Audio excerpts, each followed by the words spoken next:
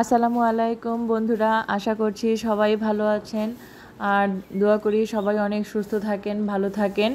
আর আমি খুব সকালবেলা ঘুম থেকে উঠেই ভিডিওটা শ্যুট করলাম।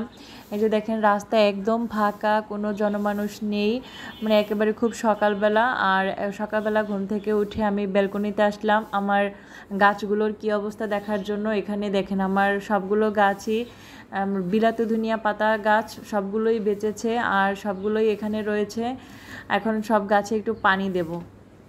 আর এখানে যে শিউলি ফুলের গাছ, সেটাতেও কিন্তু ভালোই যে কুড়ি গজিয়েছে, যে দেখেন ছোট ছোট পাতা গজিয়েছে। আর এখন একটু পানি দিয়ে দেব সব গাছগুলোতে। পাতা কেটে রেখে শুধু গোড়াটা লাগিয়েছিলাম, আর এখন দেখেন বিলাতি ধনিয়া পাতাগুলো কিন্তু বড় বড় হয়েছে। আর অ্যালোভেরা গাছেও একটু পানি দিচ্ছি এই যে। আর মানে সকাল থেকে আমার দুপুর পর্যন্ত কিছুটা সময় আপনাদের সঙ্গে শেয়ার করছি। আর এখানে দেখতে পাচ্ছেন কলমি শাক খাওয়ার পরে গাছগুলোকে বোতলে এভাবে রেখেছি, পাতাগুলো বড় হয়েছে। তারপর আবার মেয়ের বাবা বাজারে গিয়ে কিছু বাজার এনেছে, যে চিংড়ি মাছগুলো নিয়ে এসেছে। আর এখানে 8 কেজি ওজনের একটা সুরমা মাছ, সেটা কেটে দুজনে এনেছে। তা আমাদের ভাগ এই। তো দেখেন মাছগুলো কিন্তু অনেক বড় বড়, মানে কাঁটাগুলো এত শক্ত, যে লোকটা কেটেছে বাজারে বসে তাকে অনেকক্ষণ সময় নিয়ে কাটতে হয়েছে। তারপরে আমি মাছগুলোকে একটু ধুয়ে নিচ্ছি। মাছগুলোকে ধোয়ার পরে পানি ছেঁকে ফ্রিজে যেগুলো রেখে দেব, আর যেটা রান্না করব সেটা নিয়ে নেব। তো মাছ ধোয়া কমপ্লিট। এখন আমি শশা রান্না করব, সেজন্য ডিম দিয়ে শশা রান্না করব, সেজন্য শশাটা কেটে নিয়েছি আর এখন একটু পানি দিয়ে ধুয়ে নিচ্ছি।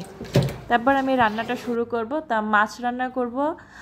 মাছের দেখেন মাছগুলো কত বড় সাইজের, একদম মনে হচ্ছে যেন মাংসের টুকরা সেরকম। তা ফ্রিজে যেগুলো রাখবো আমি সেগুলো কিন্তু রেখেছি। আর এখন যেটা রান্না করব সেটা নিয়েছি।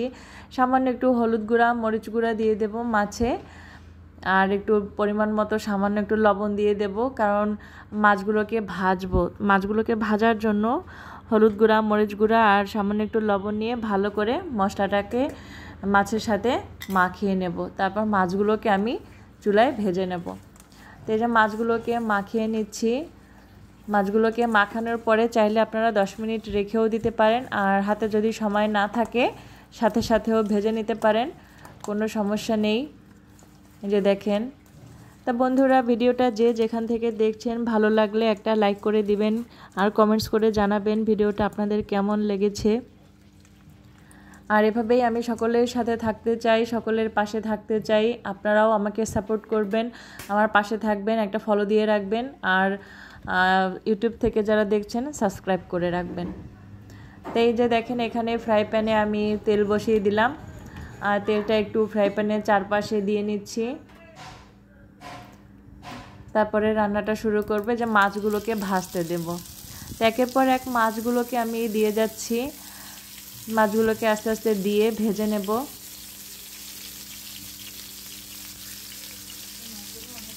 মাছগুলোকে ভেজে নিচ্ছি।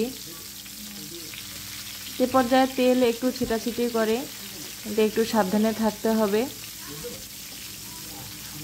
আর আমরা যারা ইউটিউবে অথবা ফেসবুকে কাজ করি, সবাই সবার পাশে না থাকলে কিন্তু কেউই সামনে আগাতে পারবে না। তাই সবাইকে আবারও আহ্বান জানাচ্ছি, ফলো দিয়ে বা সাবস্ক্রাইব করে পাশে থাকবেন, আর একটা কমেন্ট করে জানাবেন ভিডিওটা আপনাদের কেমন লেগেছে।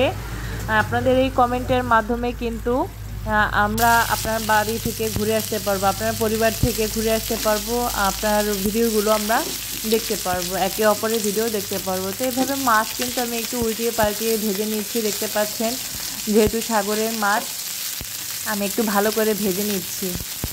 এই যে উল্টিয়ে পাল্টিয়ে এভাবে একটু সময় নিয়ে ভেজে নিতে হবে। তারপরে চুলায় একটা ফ্রাই প্যান বসিয়ে দিলাম, আর এখন এখানে তেল দিয়ে দিচ্ছি। যে তেল দেওয়ার পরে এখানে আস্তে আস্তে আমি সব মশলাগুলো অ্যাড করব। তো এখানে আমি প্রথমে পেঁয়াজ কুচি দিয়ে দেব। পেঁয়াজ কুচি দেওয়ার পরে পেঁয়াজটাকে ভালো করে তেলে একটু ভেজে নেব, তাহলে পেঁয়াজের যে কাঁচা গন্ধ সেটা চলে যাবে আর কাঁচা কাঁচা গন্ধটা আসবে না। মশলাটা কিন্তু অবশ্যই ভালোভাবে তেলের সাথে ভেজে নিতে হবে, তাহলে কিন্তু মাছ বা মাংস অথবা ডিম সবই খেতে ভালো লাগে, ভুনাটা ভালো হয়। আর এখানে আমি একটু গরম মশলা দিয়ে দিচ্ছি, দারচিনি, এলাচ, লবঙ্গ আপনারা দেখতে পেয়েছেন। তাহলে মাছ থেকে সুন্দর একটা সুগন্ধ আসবে। আর সাগরের মাছ থেকে কিন্তু এমনিতেই একটা মাছের কেমন যেন একটা ঘ্রাণ আসে, সাগরের মাছ থেকে একটা আলাদা টাইপের একটা ঘ্রাণ আসে। সেজন্য আমি এখানে দারচিনি, এলাচ, তেজপাতা, লবঙ্গ সবই দিলাম, যাতে করে মানে খুব সুন্দর একটা ফ্লেভার আসে। আর এখানে চেরা কাঁচামরিচ দিয়ে দিলাম 2 থেকে 3টি। তারপরে খুব সুন্দরভাবে নেড়ে চেড়ে একটু ভেজে নিতে হবে, তাহলে কিন্তু গরম মশলার ঘ্রাণটা বের হবে। এ পর্যায়ে আমি পেঁয়াজ বাটা দিয়ে দিচ্ছি 2 চামচ। তারপরে এখানে রসুন বাটা দেব, যে পেঁয়াজ বাটা দিয়ে দিলাম। রসুন বাটা দিচ্ছি 1 চামচ, আর আদা বাটাও দেব 1 চামচ। যেহেতু সাগরের মাছ, আদা রসুন বাটাটা আমি একটু বেশিই দিচ্ছি। এখন মশলাগুলোকে ভালো করে তেলের সাথে ভেজে নিতে হবে। এই যে ভালো করে তেলের সাথে একটু ভেজে নিচ্ছি। আর সাগরের মাছে কিন্তু অনেক আয়োডিন, চেষ্টা করবেন আপনারাও সাগরের মাছ খেতে, তারপর বাচ্চাদেরকেও খাওয়াতে বলবেন। দেখা যায় নদীর মাছের চেয়ে সাগরের মাছের স্বাদ একটু কম হলেও চেষ্টা করবেন মাঝে মাঝে সাগরের মাছটা খাওয়ার জন্য। দেখা যায় আপনাদের যদি আয়োডিনের ঘাটতি হয়ে থাকে বা বাচ্চাদের, সাগরের মাছ থেকে কিন্তু সেটা আপনারা নিয়ে নিতে পারবেন আয়োডিন। এখন এখানে আমি জিরা গুঁড়া দেব। এখানে আমি 1/2 চামচ জিরা গুঁড়া দিচ্ছি। তারপরে এখানে লাল মরিচের গুঁড়া দিচ্ছি 1 চামচ। 1 চামচ একটু বেশি দিয়েছি, 1.5 চামচ।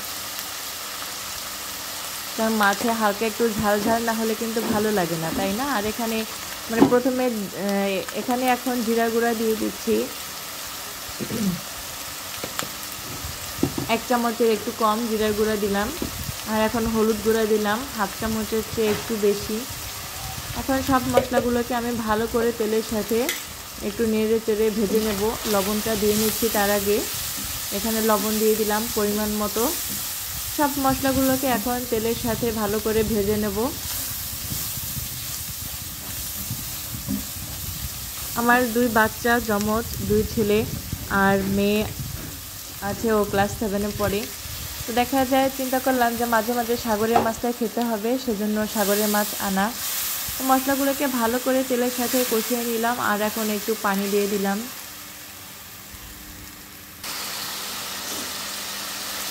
এখন এই পানির সাথে মশলাটাকে ভালো করে আমি কষিয়ে নেব।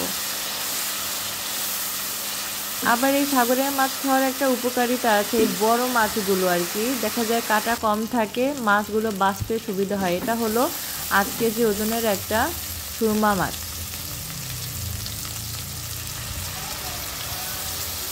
মানে কাটাগুলো একেবারে মনে হয় যেন গরুর মাংসের হাড়ের মতো।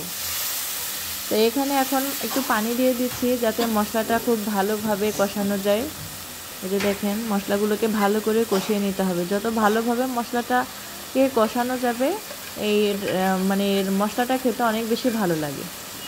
তো এখানে এখন আমি মাছগুলোকে দিয়ে দিচ্ছি, ভেজে রাখা মাছগুলোকে দিয়ে দিলাম। বন্ধুরা অবশ্যই কিন্তু সবাই সবার পাশে থাকার চেষ্টা করবে, তা না হলে কিন্তু এই প্ল্যাটফর্মে সামনে আগানো যাবে না। সবাইকে অবশ্যই একজনে আরেকজনের পাশে থাকতে হবে। আবারও বলছি, ভিডিওটা যে যেখান থেকেই দেখছেন একটা লাইক দিয়ে দিবেন, কমেন্ট করে জানাবেন কে কোথা থেকে দেখছেন অথবা ভিডিওটা কেমন লাগলো। হ্যাঁ, কারণ আপনাদের মতামত ছাড়া কিন্তু কখনোই সামনে আগানো যায় না বা যাবে না।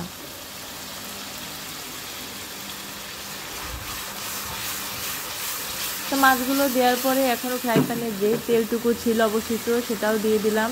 আর এখন মাছগুলোকে কিন্তু অত বেশি নাড়াচাড়া করা যাবে না, তাহলে ভেঙে যেতে পারে। তাই ফ্রাই প্যানের 2 সাইড ধরে একটু হালকা হাতে নেড়ে চেড়ে দিলে কিন্তু মশলাটা প্যানের গায়ে লেগে যাবে না, মানে ভালোভাবে মশলাটা কষানো হবে, মাছগুলোও ভেঙে যাবে না। তাই হালকা হাতে একটু ধরে কড়াইয়ের 2 সাইড ধরে একটু নেড়ে চেড়ে দিতে হবে।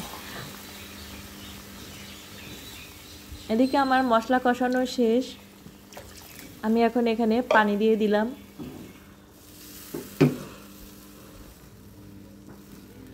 পুরা রান্না করার জন্য এখানে পানি দিয়ে দিলাম দেখেন। আর এখন ঢাকনা দিয়ে ঢেকে ঢেকে এটাকে রান্না করে নেব। আর কিছুক্ষণ পরে আপনাদের কাছে ফিরে আসছি। এই যে দেখেন ঝোলটা টেনে রান্নার একদম ফাইনাল লুক এই যে। আর রান্নার শেষে কিন্তু আমি একটু ভাজা জিরার গুঁড়া দিয়ে দিয়েছি উপর থেকে ছিটিয়ে, যাতে গরম মশলার মানে ভাজা জিরার খুব সুন্দর একটা ফ্লেভার আসে, সেজন্য আপনারাও ওটা দিয়ে দিবেন। তা আপনাদের কাছে রান্নাটা কেমন লাগলো আমাকে কমেন্ট করে জানাবেন, ঠিক আছে?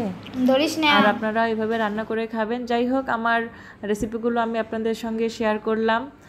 আর এখানে দেখেন মানে এই মাছের যে কলিজা হয়েছে, মানে এত বড় একটা মাছের যে ভুঁড়ি দেখেন, সেই ভুঁড়িটাকে আমি গরম পানি দিয়ে ভালো করে ধুয়ে চামচ দিয়ে একদম পরিষ্কার করে ফেলেছি। তারপর এই ভুঁড়িটাকে পরিষ্কার করে নিয়েছি। আর এখানে শুধু ভুঁড়ি না, মাছের কলিজাও রয়েছে। হ্যাঁ, একদম গরুর মাংসের কলিজার মতো মনে হচ্ছে, মানে গরুর কলিজার মতো।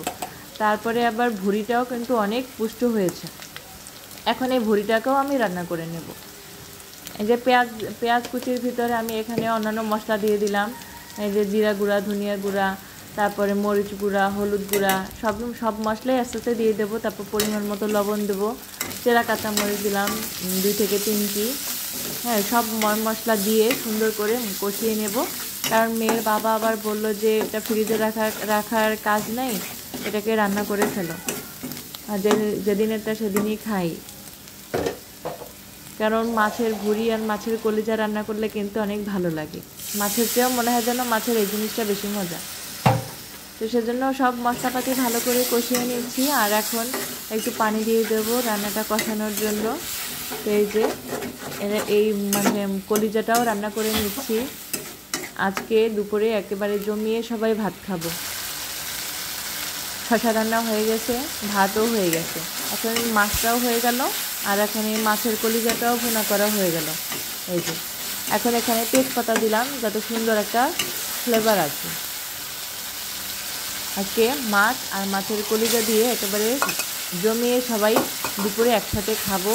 আপনাদেরও দাওয়াত থাকলো, চলে আসবেন আমাদের বাসায়।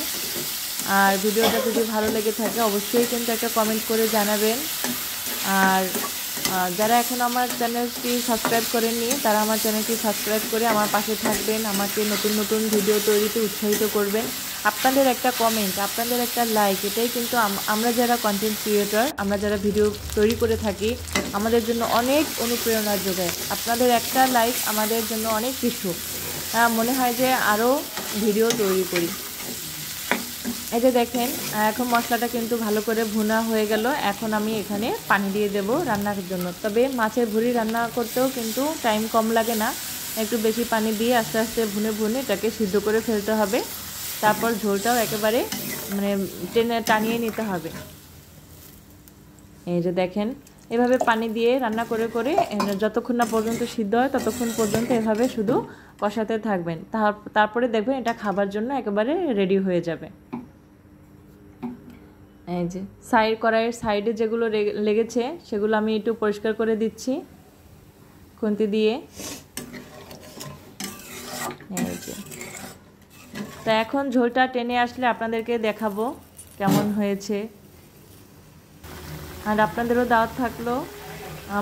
আমি তো মাছ আর মাছের ভুঁড়ি রান্না করলাম, আপনাদেরকেও দাওয়াত দিলাম, চলে আসবেন আমাদের বাসায়, আপনাদেরকেও রান্না করে খাওয়াবো। এই যে দেখেন মাছের ভুঁড়িটা রান্না করা কিন্তু মোটামুটি অনেকটা হয়ে এসেছে। এখন অপেক্ষা করছি পানি কখন টেনে আসবে, রান্নাটা হবে। আর এত সুন্দর একটা ঘ্রাণ আসছে জানেন না, মনে হচ্ছে যে এখনই ভাত খাই। এই যে খুব সুন্দর একটা ঘ্রাণ আসছে, যেহেতু আমি সব গরুর মাংসের মতো সব মশলা দিয়েছি, অনেক ভালো লাগছে কিন্তু। আর কালারটাও কিন্তু সুন্দর আসছে, মোবাইলে কতটুকু বোঝা যাচ্ছে জানি না। এখানে আমি ভাজা জিরার গুঁড়া দিয়ে দিচ্ছি। এখন রান্নাটা কিন্তু হয়ে এসেছে। যে দেখেন অনেকক্ষণ পর্যন্ত পানি দিয়ে টানিয়ে রান্নাটা করলাম। এখন ঝোলটা যে পর্যন্ত রাখতে চান সেই পর্যন্ত ঝোলটা রেখে উঠালেই হয়ে যাবে। এভাবে ঢাকনা দিয়ে কিছুক্ষণ পর চেক করে নেবেন। আর এই যে দেখেন আমার রান্না কিন্তু কমপ্লিট, এখন শুধু খাওয়ার পালা। বন্ধুরা সবাই অনেক সুস্থ থাকো, ভালো থাকো, দোয়া করি। আর আমার রান্নার ফাইনাল লুকে যে কেমন লাগলো আমার আজকের ভিডিওটা, আজকের রান্নাগুলো অবশ্যই কিন্তু তোমরা কমেন্টে জানিয়ে দিবে। আর আজকের মতো আমি বিদায় নিচ্ছি। সবাই অনেক ভালো থাকো, তোমাদের জন্য আবার অন্য কোনো ভিডিও নিয়ে আসবো। সে পর্যন্ত সবাই ভালো থাকো, আল্লাহ হাফেজ।